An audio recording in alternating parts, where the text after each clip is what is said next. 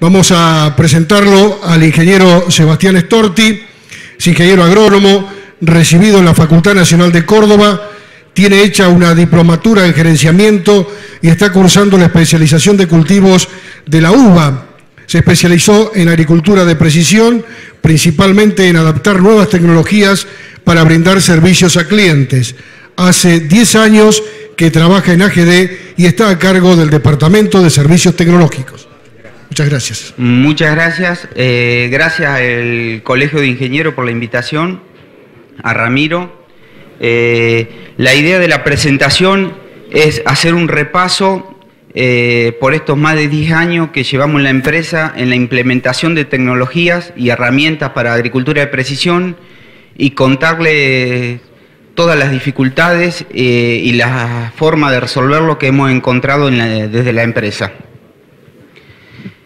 Bueno, el objetivo general del departamento al cual pertenezco es identificar y adoptar nuevas tecnologías de conocimiento y proceso para brindar servicio a los clientes y ayudarlo a producir mejor económica y sustentablemente. En los inicios, para todos los que están iniciando y trabajando en agricultura de precisión, es muy difícil tratar de seleccionar la herramienta más conveniente para esto. Hoy hay muchísimas herramientas que va de un mapa de rendimiento, como lo comentaba Gustavo, imágenes satelitales, drones, muchísima información y cuesta mucho seleccionar cuál es la más conveniente para mi campo o mi sistema productivo. En los inicios, desde la empresa, lo que se empezó a hacer fue con un muestreo de suelo básico, muestreo por lote, o lo que estuvieron hablando algunos de los otros expositores, con lo cual veíamos que nosotros entre muestreos georreferenciamos y veíamos una diferencia muy grande de datos. Íbamos a muestrear un año, un lote, íbamos a muestrear otro año y nos encontramos con valores totalmente diferentes. Entonces, desde ahí se empezó a investigar un poco más sobre lo que es agricultura de precisión, esto estamos hablando principios del año 2000, y ya se empezaban a georreferenciar las muestras. Seguido a eso, comenzamos con muestreos por grande ambiente, como decía recién Gustavo, loma, media loma, bajos, pero todavía seguíamos viendo que había una diferencia entre los análisis que no estábamos representando con ese tipo de muestreo. Igual era mejor que hacer un muestreo promedio por lote recorriendo en zigzag. Las primeras determinaciones que hacíamos eran pH, materia orgánica y algunos macronutrientes, como hacen la mayoría de los que hacen muestra de suelo. Por más que el nivel de análisis de muestra de suelo en la Argentina es muy bajo. De esta primera etapa creo que lo más importante que definimos fue las fases del servicio, que consisten en un diagnóstico, o sea, iniciar la recomendación con un diagnóstico que es muy importante y basarlo en muestreo de suelo, las prescripciones, que para todas esas prescripciones muchas veces utilizamos la información que generan los investigadores como Gustavo, con los datos que él recién comentó de dosis de fósforo equivalente y cuántos kilos de fósforo necesito agregar para levantar una ppm del suelo, y bueno, y luego la aplicación variable, que también era un inconveniente porque hace 10 años eran muy pocas las herramientas con dosis variable que había dando vuelta. Para ese muestreo de suelo, los primeros inconvenientes que surgieron con los errores que yo le comentaba entre muestreo era definir el equipamiento que íbamos a necesitar, si muestreábamos de 0 a 20, si muestreábamos los primeros 15 centímetros y con qué barrenos los hacíamos para que limite la profundidad. Se empezó con un muestreo en grilla intensivo para caracterizar el tipo de suelo, muestreo georreferenciado, y con esos puntos se obtenían los mapas de nutrientes y la forma de realizar la muestra de muestreo se fue definiendo con 10-12 pica alrededor de la camioneta para que no haya tanta distancia entre el punto georreferenciado y la muestra que hacíamos. Ahí el primer gran detalle que tuvimos en ese momento cuando hicimos la grilla, una muestra cada 3 hectáreas y media, fue encontrar la variabilidad que teníamos dentro de los lotes. Nos encontramos con puntos que estaban muy por debajo del umbral de respuesta económica y valores que estaban muy por encima en lo que es fósforo.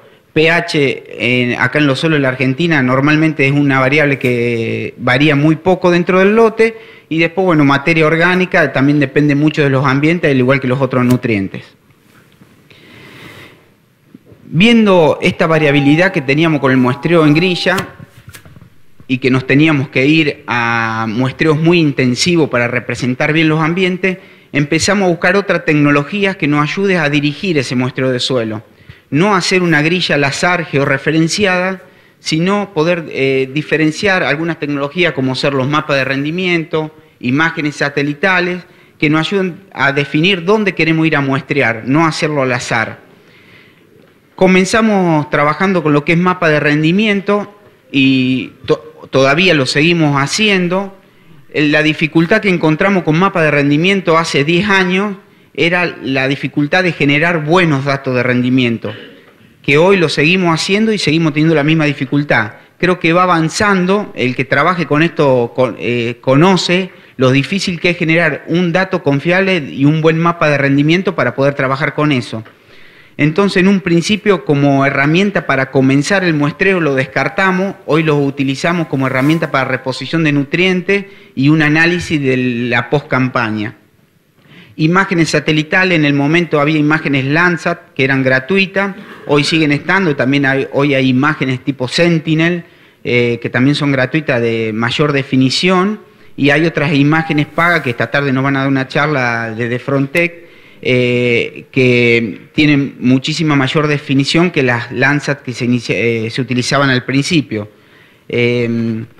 Esas imágenes las utilizábamos para un primer acercamiento del lote, para tener una idea a nivel zonal de lo que la variabilidad que tenía, pero nos definía 2 o 3 ambientes por lote y nosotros queríamos ir a trabajar un poco más al detalle. Empezamos a trabajar con altimetría también paralelamente y definíamos loma, media loma, bajo, y veíamos que nos quedaban muchas cosas afuera. Por ejemplo, este lote que está hecho con un análisis altimétrico, que es algo que se utiliza ahora, es de un campo que está acá a 10 kilómetros al sur, de la Angélica, para los que lo conocen, un lote que está sobre la ruta. Con este análisis altimétrico lo que se hace es definir la curvatura, la pendiente y las divisorias de agua del lote. Lo hace todo un programa, por supuesto, un sistema de información geográfico, y lo integra en un mapa de potencial de humedecimiento. Esto sí es mejor que el análisis, utilizar la altimetría por sí sola, ya que esto nos da, vemos zonas altas del lote que son tendidos, que van a actuar como bajo y son zonas de buen potencial, que con la altimetría por sí sola se castigan. Bien, con todas las dificultades que fuimos teniendo con estas herramientas, esto fue en poco tiempo, fueron 2 años que fuimos probando y utilizando, llegamos a la utilización de esta herramienta, que es la que estamos utilizando actualmente, que es el Veris. Recién hablaba con algunos ingenieros que me encontré de San Francisco acá afuera y charlamos un poco. El Veris es una herramienta que sirve para medir electroconductividad del suelo. Y nosotros la utilización que le damos al Veris es para definir solo a dónde vamos a ir a muestrear. O sea, el Veris no es, por sí solo hoy no estima nada. Al principio charlábamos recién, me decían, yo pensé que el Veris te daba todos los nutrientes y no es así. O sea, el Veris no se usa para estimar nutrientes. Hoy hay una herramienta nueva con Veris que se puede estimar materia orgánica solamente, pero el Veris da los tipos de suelos por conductividad eléctrica. O sea, un suelo arcilloso, principalmente la textura es lo que más afecta, y acá en alguna zona la salinidad y otras propiedades del suelo. Un suelo, este campo es de acá a 4 kilómetros, el campo experimental que tenía GD a 4 kilómetros al sur.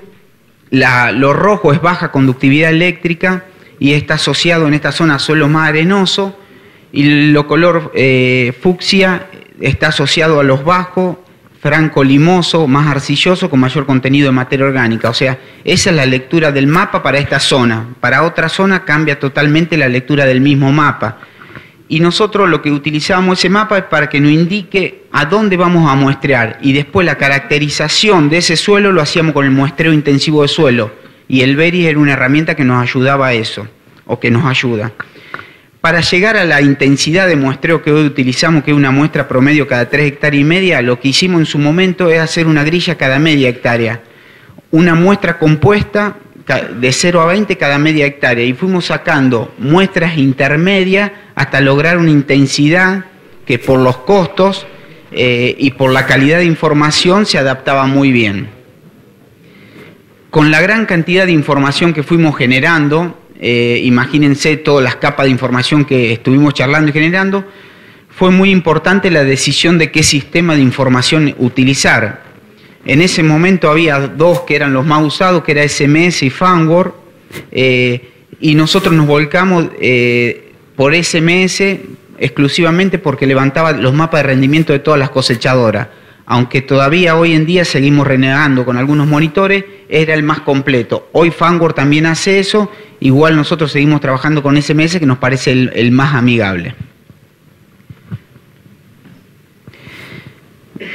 Observando la intensidad de muestreo, hace 10 años una muestra cada 3,5 hectáreas y la cantidad de hectáreas que íbamos relevando, nos encontramos con el inconveniente del análisis de esa muestra. Comenzamos a llevar al laboratorio en la Argentina, pero la capacidad de análisis no era tan grande como para la cantidad de muestras que generábamos. Nosotros hace 10 años que está el laboratorio de suelo y llevamos analizadas 130.000 muestras de suelos, más unas 5.000 muestras de tejidos. Era una cantidad que no se está acostumbrado a la Argentina y no están preparados los laboratorios. Entonces tuvimos que empezar a trabajar en conjunto con IARA, la empresa de fertilizantes, para desarrollar un laboratorio de suelo que nos dé capacidad de trabajo y tiempos, porque nosotros llegamos con la información por ahí muchas veces muy tarde. Este laboratorio de suelo nos permitió crecer comercialmente con el servicio y llegar a distintas zonas y con mucha mayor cantidad de información. Hoy a cada muestra de suelo que llega al laboratorio le hacemos 20 determinaciones química y física, que son capas de información que utilizamos después para las recomendaciones. Una vez que hicimos el diagnóstico y ajustamos todo el diagnóstico, empezamos con el inconveniente de las recomendaciones y la aplicación. La recomendación, como le dije, no es más que llevar lo que mostró Gustavo, los modelos de Gustavo al sistema y que el sistema corra con la información base y no dé la prescripción. El problema de la prescripción, más que el armado, que es la parte importante, era los distintos equipamientos que había en la Argentina y los distintos formatos que necesitaban esos equipamientos. No funcionan con todos los formatos, en un principio era muy engorroso y era muy poco práctico para un productor llevar adelante eso. Bueno, uno de los productores con los que arrancamos y probamos fue Juan Cruz, en su época de actividad privada. Con Juan Cruz arrancamos trabajando con dosis variable de nitrógeno y dosis variable de semilla, con varias de estas tecnologías. Nosotros hoy contamos con equipos de dosis variable que hacen mucho más fácil la tarea, pero al principio lo hacíamos en grandes ambientes. Y en el año 2007 empezaron las primeras sembradoras equipadas con motor hidráulico para variar dosis. En esa época había motor hidráulico y caja.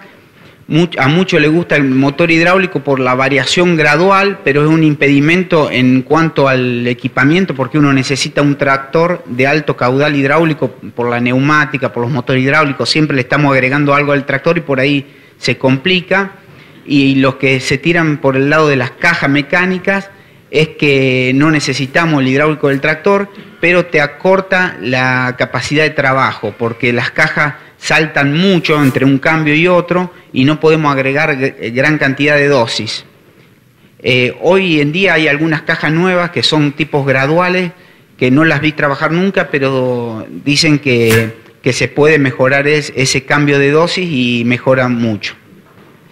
Ahí en ese momento los productores, cuando le pasamos más de 3 dosis, nos llamaban puteándonos por la gran cantidad de salto que le pegaba la caja y parecía que se le iba a desarmar todo. O sea que no era algo muy práctico eso. En cuanto a la gradualidad de las prescripciones y la cantidad de dosis, acá tengo un ejemplo. Esto es densidad variable. Este es el mapa de rendimiento de un lote con densidad variable en semilla de maíz con 3 dosis. El problema de usar pocas dosis es que quedamos muy expuestos a lo que venga el año, si un año seco, húmedo, neutro, y a la selección del híbrido y del ambiente. ¿Por qué? En este caso nosotros usamos 3 dosis, esto es un bajo, esto es otro bajo, esto es otro bajo, y estas serían las zonas intermedias y lomas. Ese año fue un año muy seco, que no recuerdo si fue el año 2011 creo, en el cual, al ser un año muy seco, mi ambiente loma arenosa, este campo es la Tenuta acá en Santa Eufemia, la loma arenosa se agranda, por decirlo de alguna manera, y se achican los bajos. Entonces, en el ambiente bajo, donde yo me pasé o usé densidades muy altas para altos potenciales, al achicarse ese ambiente voy a tener la zona de intersección que va a ser la zona de menor rendimiento. Y eso se debe a que yo hice una mala definición de los ambientes, no por no conocer o por no tener información, sino porque de cómo vino el año y el material genético que utilicé. Por eso, si yo hago una recomendación de manera gradual, nosotros estamos usando cuadrícula de 20 por 20 metros hoy, vamos variando la dosis cada 20 metros, y hay, y Decal está usando para sus prescripciones cuadrícula de 10 metros. Esa gradualidad lo que te da es la posibilidad de cometer algunos errores o de errarle, por decirlo, en la densidad, porque la densidad máxima la ponemos en el centro del bajo y vamos disminuyendo gradualmente. Un lote de 100 hectáreas termina teniendo alrededor de 5.000 dosis, por decirlo, es alrededor de eso. Pero son pequeñas dosis que no cambian mucho, o sea, uno no percibe ese cambio de dosis. Otra de las herramientas que fuimos incorporando en su momento, y bueno, comentó algo recién Gustavo, es un sensor para aplicación de nitrógeno, que lo utilizamos mucho en maíz y en trigo. Y también un poco, por ahí Gustavo contó un poco más de la calibración. Nosotros lo que hacemos, el NDVI en trigo y en maíz está muy correlacionado con el ambiente y con los rendimientos. Entonces esta herramienta lo que nos permite en tiempo real, sin ir previamente al lote, calibrarlo a nivel de lote y hacer la aplicación sin prescripción. O sea, va cambiando la dosis en tiempo real, toma una lectura y le da una dosis. Esa dosis es la dosis que le indiquemos nosotros. Yo puedo ir, esto es un campo en Viamonte, este es el índice de biomasa y este es el mapa de rendimiento del mismo lote. Es casi igual, el R cuadrado es 0,95. Yo en este ambiente en la loma puedo determinar con los modelos que le mostró Gustavo, para un año, fecha de siembra, puedo determinar una dosis de nitrógeno, haciendo el muestreo, por supuesto, y viendo cuánto nitrógeno tengo en suelo, y definir una dosis en la loma y una dosis en el bajo de alto potencial.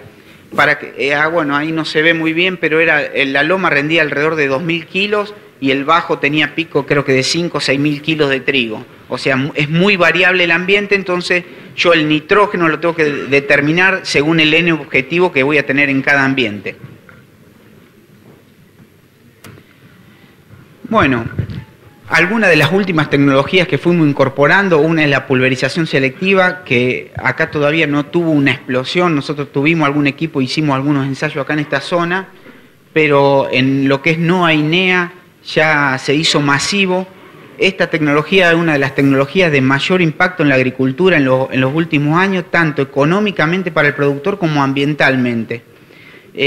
Nosotros acá, la estancia de la Tenuta tiene un equipo, Las Verbenas tiene un equipo y también tenemos equipo en el norte y tenemos equipo para prestar servicio. El ahorro promedio, el otro día, hace un mes estuve en Gancedo, el ahorro promedio en 60.000 hectáreas fue de 85% en barbecho. 85% de herbicidas del barbecho fueron ahorrados usando esa herramienta, en promedio. Y hablando con un montón de productores que están en el medio, yendo a algunas reuniones de usuarios de esta tecnología, el ahorro promedio está alrededor del 70%. Es muy alto el ahorro que produce esta tecnología, es una tecnología que tiene un costo elevado, por supuesto, pero que en algunos casos, con hectárea de aplicación se puede amortizar en un año. Hoy hay dos tecnologías de esta en la Argentina, una que es WICSeeker, que es de Trimble, y una que es WIDIT. Una la comercializa DIE y la otra Geosistemas. Las dos funcionan muy bien aunque tengan principios diferentes de funcionamiento.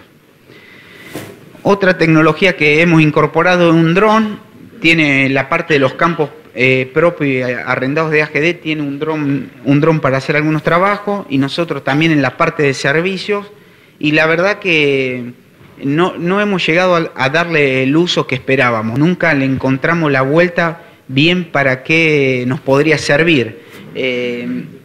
Es una herramienta que al principio hubo un boom con los drones y funciona muy bien para monitoreo de cultivos o para cosas puntuales, para daños climáticos, pedrada, vuelco, lo hemos usado para malezas, lo hemos usado para muchas cosas.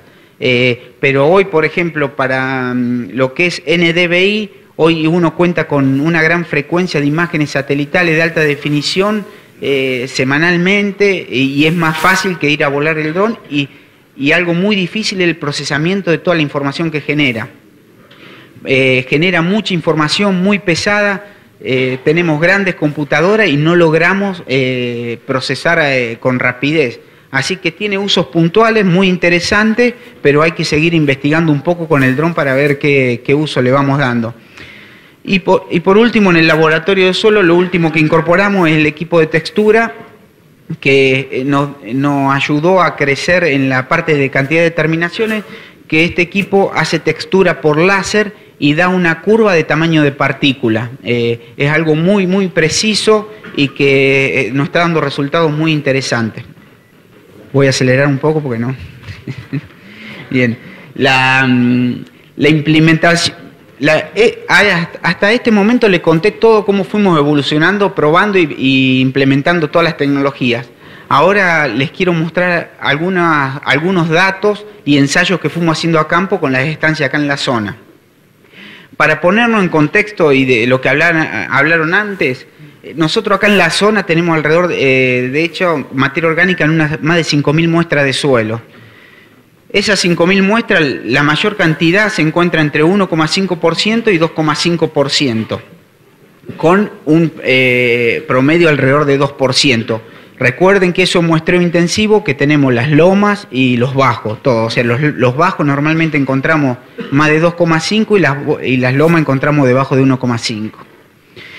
En lo que es fósforo estamos complicados en la zona, en un análisis de más de 10.000 muestras de suelo, alrededor del 70% de las muestras está debajo de 15 ppm, que es el umbral para soja, maíz. Soja se toma 12, pero en un umbral económico de respuesta razonable tenemos el 70% de las muestras. O sea, es algo llamativo y preocupante, y ahora les voy a mostrar algunos casos de respuesta. Y en zinc hay muchos trabajos y ya muchos están usando, sabemos que hay respuesta en la zona. Y también el 80% alrededor de las muestras está debajo de 1 ppm en el contenido de zinc del suelo. O sea que también es algo llamativo y que hay que tener cuidado. En cuanto a lo que es fósforo, nosotros lo que vemos, esta estancia charra, estos son todos los lotes, y es la gran variabilidad de fósforo que hay dentro del lote. Por eso manejarlo con dosis variable, como comentaba recién Gustavo. Nosotros tenemos lotes que van a tener valor mínimo alrededor de 11 ppm y valor máximo 56. El promedio me va a dar 24. Si yo miro el promedio, voy a estar por encima de la dosis respuesta económica. Entonces no lo voy a estar aplicando, y es probable que el 30% o el 50% de ese lote esté con deficiencia. Por eso justificamos el muestreo intensivo, más allá de la herramienta que se utilice, ¿no?, para dirigirlo. Estos son los lotes de ese campo, y esa es la variabilidad que tenemos de fósforo. Nos encontramos lotes completamente debajo de umbral, lo rojo es debajo de 10 ppm, y nos encontramos con lotes que tienen solo parte o partes arriba de 20 ppm, como vemos ese lote. La variabilidad es muy grande entre los lotes y dentro del lote. Lo que nos permite las dosis variables es dirigir la aplicación solo a la zona donde tenemos deficiencia, y terminamos aplicando dosis iguales a las utilizadas por la mayoría, a veces menores, y con una superficie aplicada mucho menor. Eso no pasa solo acá en esta zona, sino que es común en toda la zona del país donde estuvimos trabajando, y esto son 5.000 hectáreas en un campo en Tucumán, donde lo rojo está por debajo de 10 y lo verde por encima de 20 ppm. En este campo, para elevar todas las 4.800 hectáreas a 15 ppm, hacían falta solo 95 kilos de super triple por hectárea dirigidos. O sea, íbamos a tener zona de 300, 400 kilos de super triple. O sea que la dosis no es una dosis muy alta, sino que es normalmente lo que utilizan los productores. Aparte de ver la parte de dosis variable, también todavía seguimos dejando algunas franjas testigos para ir probando respuesta. Y este es un caso muy interesante acá en reducción en el campo La Valentina, en donde nivelamos el campo a 15 ppm variable al boleo. Ese año se sembró maíz con 180 kilos de nitrocomple a la siembra, una dosis muy alta, que se aplicó en ese ambiente, y el maíz tuvo 5 quintales de diferencia entre la zona no aplicada al boleo con fosfato monoamónico y la aplicada. Al año siguiente hacemos una soja con 80 kilos de Sausor a la siembra, o sea que tampoco era cero la dosis de fertilizante ahí, y fueron 3 quintales la diferencia de rendimiento. O sea que por más que solo que fertilicemos también a la siembra, no alcanza. Tiene que ir acompañada, y de ahí sale que la mejor estrategia que nosotros estamos probando es fertilización al boleo con reposición y después acompañar al cultivo con un arrancador a la siembra. Lo mismo hacemos para nitrógeno, y esto voy a pasar rápido, que es similar a lo que mostró Gustavo recién, que son curva de ajuste a dosis de nitrógeno por ambiente. Lo que quiero remarcar para lo que mostró Gustavo es que estos lotes son pegados, un lote al lado del otro, y el comportamiento de la loma, la media loma y el bajo fueron totalmente distintos. Es muy importante este manejo, ajustarlo lote por lote. Bueno, con semilla, hoy con dosis variable de semilla de maíz es una de las tecnologías de mayor impacto, y lo que hacemos es ir variando la dosis de semilla según el potencial de ambiente del lote, según el híbrido, según el año, según la fecha de siembra. El problema que tenemos es que hay muchísimos híbridos y hay poca información.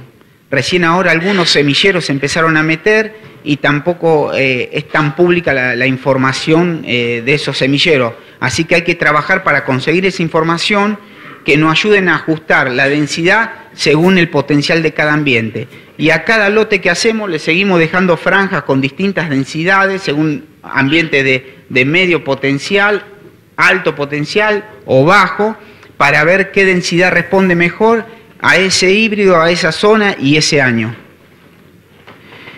Ahí vemos que la dosis variable está muy por encima de cualquiera de las densidades fijas dejadas, 50.000 semillas, 62.000 o 73.000. Disculpen, pero tengo que acelerar porque ya me pasan tiempo. Bueno, eso lo hacemos normalmente en toda la zona, ese campo era en reducción, esto en las acequias. La respuesta que encontramos a la densidad según el híbrido del año va del 5 al 12% de respuesta en rendimiento. No producimos ahorro de semilla, al menos que el productor esté usando densidades muy altas y haya que ajustar. Algunos híbridos hoy las recomendaciones son densidades más altas. Sí se produce un gran ahorro en el uso de fertilizante variable, por ejemplo con fósforo. Bueno, y las conclusiones. El fósforo, como veíamos, presenta alta variabilidad tanto dentro del lote como entre lotes. La forma de aplicación más conveniente que encontramos es reposición al boleo y arrancador a la siembra. El análisis de respuesta hay que hacerlo en la rotación a largo plazo y no en un solo año. Con el fósforo eso nos cuesta mucho porque el productor, si no ve respuesta en el año, le cuesta seguir creyendo en la respuesta a la fertilización. La densidad variable de semilla encontramos 5-12% de respuesta. En nitrógeno es también la dosis variable, error del 10%. Lo que vemos en nitrógeno es mayor variabilidad entre lotes y entre años que lo que estamos encontrando en semilla. Y bueno, y la combinación de toda esta información generada, es muy importante la interpretación agronómica que hagamos y llevarlo a una decisión práctica que sea aplicable a campo, porque eso fue uno de los principales problemas para que los productores lo adopten, la practicidad. Si nos complicamos mucho, no se hace, que es algo que pasa por ahí con el mapa de rendimiento a cosecha. vamos, la cosecha, la prioridad es la cosecha, levantar. Y si tenemos algún inconveniente, sea GPS, sea el humedímetro o cualquiera, no se hace el mapa y nos pasa normalmente. Bueno, muchas gracias.